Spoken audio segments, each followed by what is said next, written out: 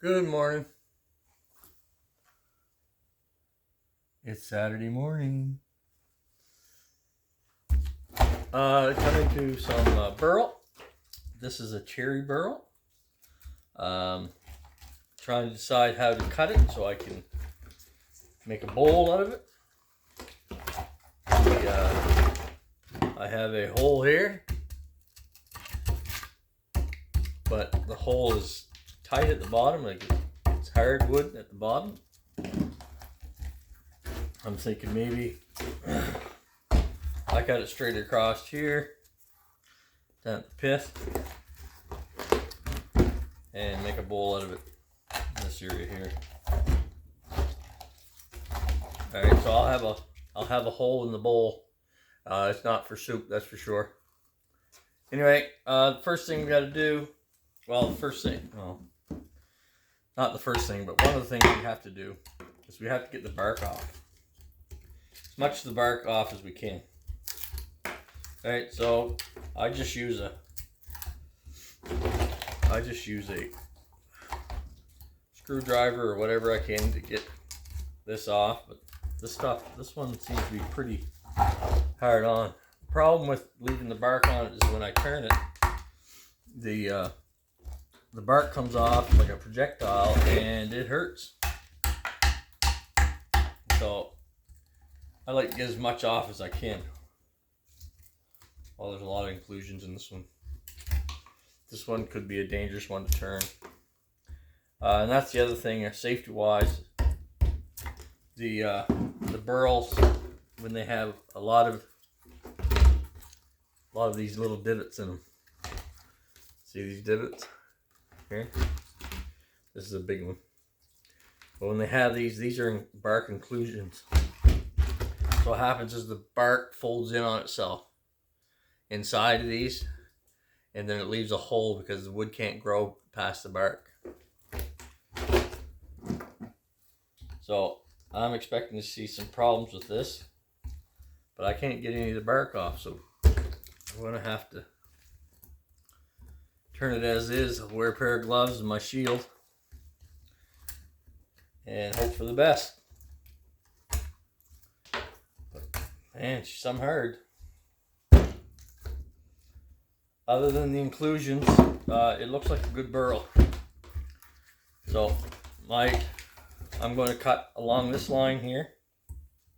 Take it outside. I'll do my cut with my power saw down here. All right. So that'll leave the burl in some of the wood. So you can see I got a pretty big crack in it too. So I'm going to have to see where this takes me.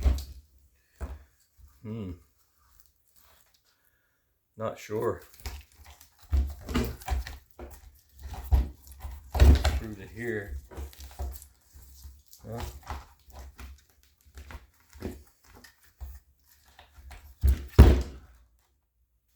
all right. Well, one thing. First things first. We got to trim it up. So I'm taking it outside, and I will cut it. So we have something to work with. See what's inside. Okay. Thank you. Bye. Alright, so I was out there. You actually split it with the axe. I do have a crack here. I'm not sure what I'm going to do with that. And I got a little crack there. So we're going to just turn it and see what we got. I might be able to fill these cracks in. But it's a nice round burl. I got some bad inclusions in it. I don't know what it's going to look like. There's only one way to find out. We're going to turn it. I'll be back. Alright, so we got her on here. Got my mask on. Couldn't find my gloves. So we're going to take it easy with this. I've got a long handled chisel, so I should be fine. It's a little bit out of balance, but not bad. You'll see when I start it, she'll be vibrating a little bit. This lathe only goes down to 700 RPM, so that makes it kind of hard to do anything with, especially when it's out of balance. Normally you can get down to 300 RPM and the shaking will stop, but we're going to even this up here shortly. It'll the vibration will go away.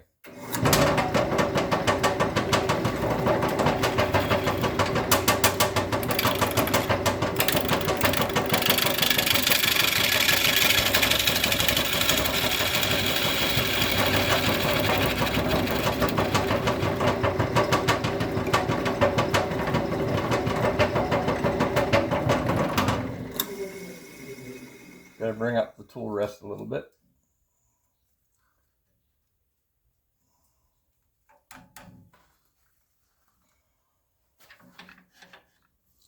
Bring it as close as I can get it.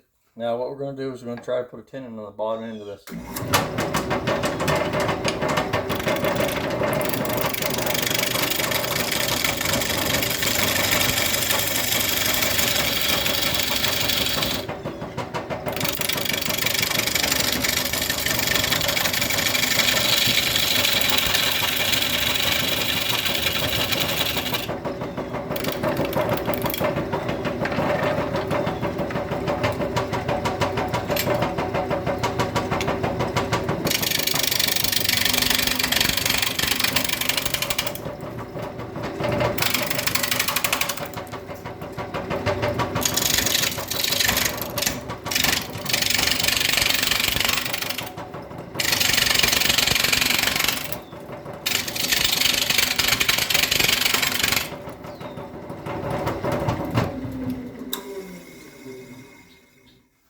As you can see, there's a lot of stuff coming off of it.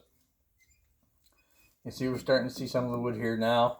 Well, my goal is to shape the bowl out this way, out this way. Try to match as much as I can to this here. I want to take as much as I can without wasting it. All right, so I'll work away at that and I will be back. All right, so turn the outside to the shape that I want, but I got a great big hole here. I got inclusions here, here, chunk of bark here, and on the bottom we've got a nice big crack here. If I can get you some light here. Nice big crack here. And I say nice because this is a bowl that I'm going to use epoxy on. So this is a candidate for epoxy. So what I'm going to do is I'm going to turn this around. I'm going to hollow it out. I'm going to leave the walls about an inch, inch and a quarter thick. So I can actually dig out the bark and set it up for some epoxy. I'm not sure what color I'm going to use, but I'm looking in here and I'm seeing reds and I'm seeing purples. I'm seeing brown, some black. I don't know yet. We'll make that decision at another time, but right now we're going to turn this around and start to dish out the inside.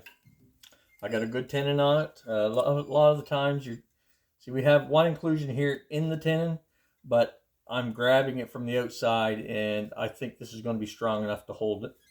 We'll bring in the live center on the top of it just to keep it stable, but I'm pretty sure this will hold it. I've got the foot where I want it to be. I'm going to lose part of the foot here, but I should be able to fill all this in with epoxy. And it's going to look nice when I have the epoxy in all these little cracks and stuff. So, and the good thing about the epoxy is that it'll stabilize it. So that's what I'm looking for. Okay, I'll be back. All right, so we got turned around. It's in the chuck. I got my live center holding it in position to secure it. It's running quite true. I don't see much movement on it. So what we're going to do is we're going to surface down past a couple of these cracks here. We're going to come down to about here. So I got to take about an inch, inch and a quarter off to get me down by the stuff here. So.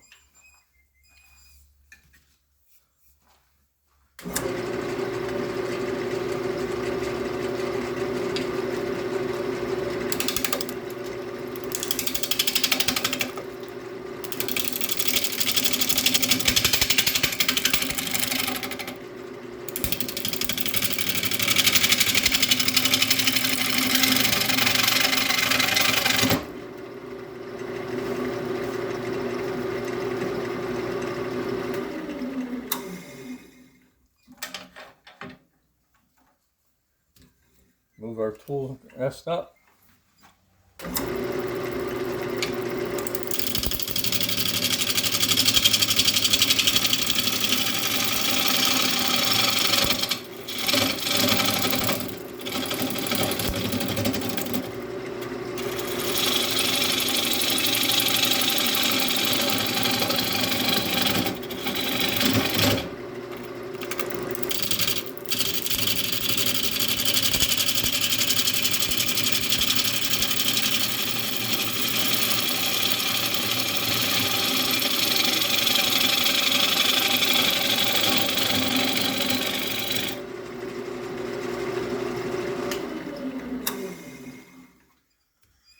You notice that I stop a lot when I'm doing these, and that's for safety purposes, because some of these tend to have chunks inside that have a lot of inclusions, bark inclusions, and that causes loose pieces. So as I'm cutting down through, what happens is you release a piece, and at 700 RPM, when that comes out, it's going to sting you.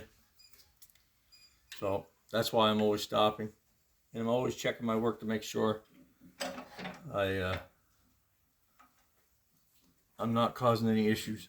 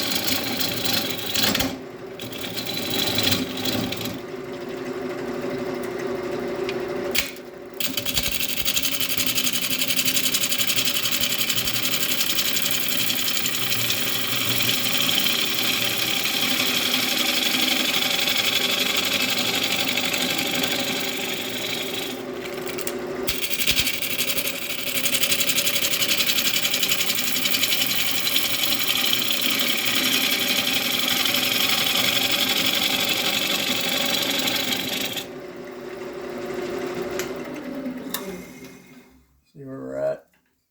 Still got to come down 3/4 of an inch. Okay, alright.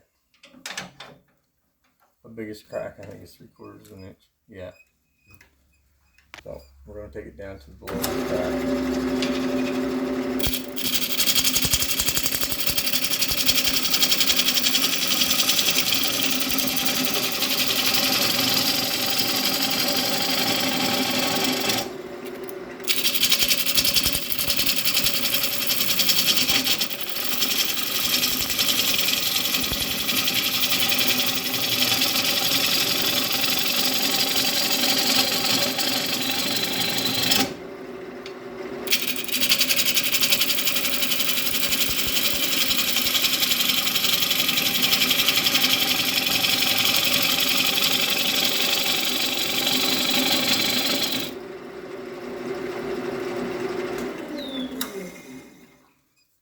Getting there. We're almost gone. You're getting down below this anyway.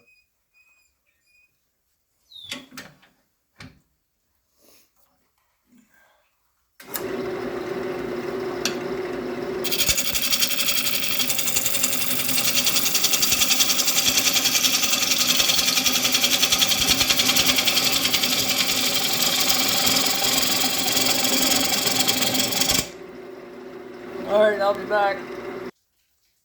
Okay, so now I've got to inspect this, because I got to go and leave about an inch of material on the walls. So when I look here, what I'm looking for is I'm looking for structure. So the structure here has built around this hole. So in this big hole that I have here that I showed earlier, there's lots of wood at the top that's going to maintain the structure here. So it's not going to fly apart on me, or it shouldn't. I do have some cracks, radial cracks out of here, but they're not penetrating that piece of structure that's holding this hole. And so you want to go through and you want to look at all the little divots and all your structural issues, and make sure that when we're cutting this, it doesn't fly apart on us, because it's going to hurt if it hits us. And I work alone in this shop a lot, so I really don't need to worry about people walking up behind me usually. But you got to keep those in mind too. All right, so I'm going to, after looking at this, I think we're going to be okay. I got some bark here that's got to come off. But there's some interesting things in this bark. It's like little divots coming up through it. And that's going to add to the look of it. What I'm going to do is I'm going to drill a hole in the middle, bring it down within an inch of the bottom. And it's only going to need a hole about 2 inches or so, maybe 2.5. And that'll allow me to cup it out quite easily.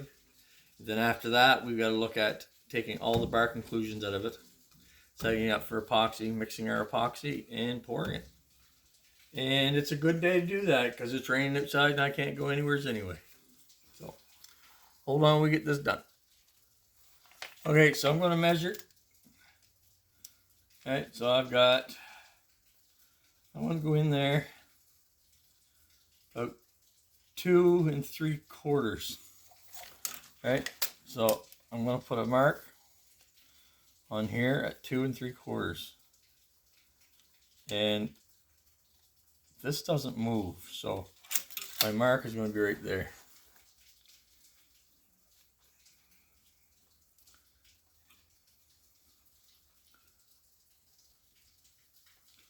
All right, it's not exact, but it's close.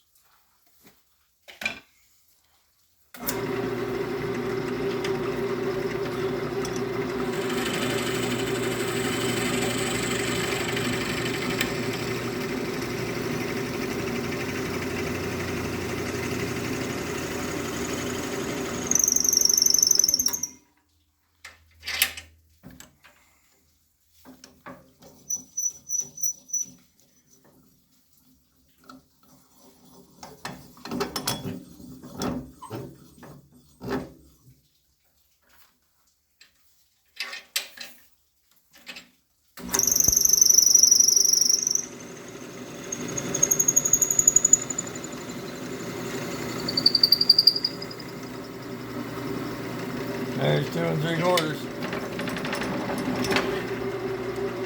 Ah, you got a little hot. Friction, isn't it a wonderful thing? Okay, so now all I'm going to do is I'm going to start hollowing this out. And I will be back. Oh yeah, one thing you want to remember is that when this does get hot, there could be embers on these. So with the amount of shavings and stuff underneath your lathe, you could create a fire. So at the end of the day, don't do this at the very end of the day, then walk out and lock your shop up. I'm going to be in here all day, so I'll be watching for smoke and things like that. And I try to make it a habit of not to create anything that would cause friction and heat at the end of the day, because you never know what's going to go on. All right, so we play safe.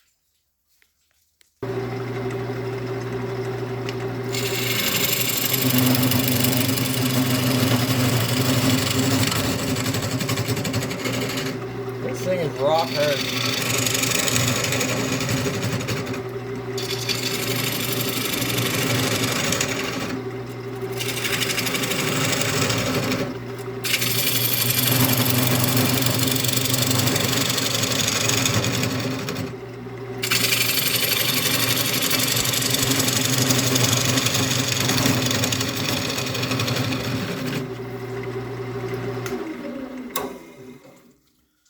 So when I was drilling this out, I was seeing some like bark material coming out of it. So I'm being very careful, taking little cuts, and I'm watching for any inclusions that might be loose, might want to come out and hit me. All right, so burls aren't for everybody, but if you want to get into burls and turn burls, safety first. Okay. Okay, I'm going to finish dishing this out and I'll be back. Okay, I can see some of the issues coming up here, like here. Okay, so this is the hole that goes through to the outside. So I'm going to open that up. The other seems to be pretty tight. I'm I'm not overly concerned with them. That bark will get that out of there. But yeah, I do see some bark down there. I'm not sure what I'm going to get into. I guess one of the other good things about drilling that hole is this, it gives you an idea of what you're going to get into down at the bottom. So, okay, bear with me. Alright, so I got it dished out. I left it about 3/4 of an inch on the sidewall. It's pretty even on the way down. I'll show you the holes here. Okay, there's one. Cracks, the radial cracks coming from the pith. There's the bark. Here's another hole. All this is going to come out. I'm going to pick it all out. Inside, I have some on the inside here. Some light here. One here. I got one up here. One down here. Yep, definitely a good candidate for epoxy. I'm going to take it over to the bench. I'm going to pick all this out, and I'll show you what it looks like before I set it up for the epoxy. Okay. So I have a couple picks here that I use. All right. They're pretty thick. They don't bend as easy as the dental picks that you buy. They don't make a good dental pick anyway. So this is what I'm using.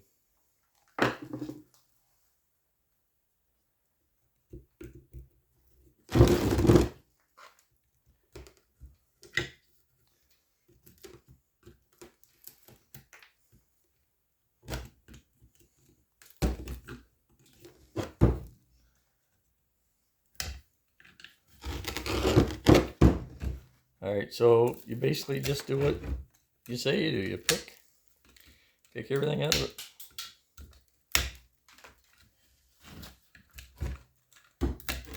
Sometimes they come out real easy, other times they're hard to get out. This one's being a pain, so it's going to take me a while. I'll be back. Okay, so when I'm picking, I'm looking for this stuff here. I need to get down to the wood. This here is all bark. So we can't put epoxy on bark because it'll just fall off. So we want to make sure that we're going to the wood. So we want the epoxy to adhere to the wood. Alright, I got all the bark off of it. Got a nice finish here. This is like really craggly. A lot of splits. A lot of inclusions. A big hole. Inside and out. So what we got to do is we got to take this and seal up one side. So I'm going to seal the inside. And on the outside, I'm going to try and create a small shell. That'll hold the epoxy and allow it to fill in these holes. I want to use as little epoxy as I can because the more epoxy I use, the more it costs me. Epoxy is not cheap. Alright, so I've got everything prepped and ready to go. Now I just need to make my form. Alright. See what I can do here. I'll show you what I've got before I pour it.